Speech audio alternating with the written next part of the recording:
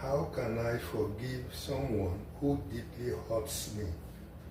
We should realize that we are not perfect, that where there is interaction and human relationship, offenses will arise one towards another.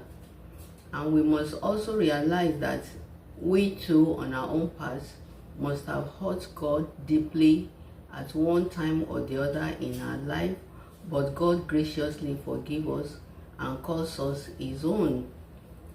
We must realize that the fact that we want to forgive somebody is a good thing. That's why the question arises. And the natural tendency is to want to take revenge, to hate the person and avoid the person at all costs. But as believers, there are ways to handle issues like this. Number one, we should acknowledge that we are deeply hurt and we don't want to take revenge by ourselves. We want to hand over the revenge or the punishment onto our God.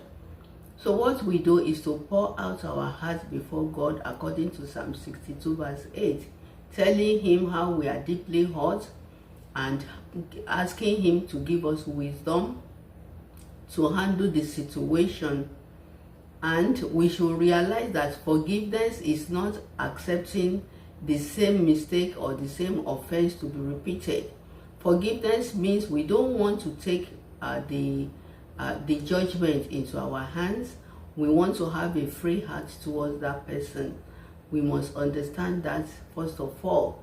Secondly, do not rehash what has been done to you over time or be telling people about it, spreading the news. We must keep it out of our mind and leave it at the altar of God. Thirdly, we must keep a boundary between that person and ourselves, especially if the hurt is like physical abuse or loss of property or things that deeply hurt like that. We must not keep malice. We must pray for that person and we must ask God to help us out of the situation. Number four, do not waste your trust on such a fellow. Your trust is too worthy for you to give to that person. You must keep him at arm's length. You must keep a healthy boundary. Proverbs says that the prudent sees danger and he flees.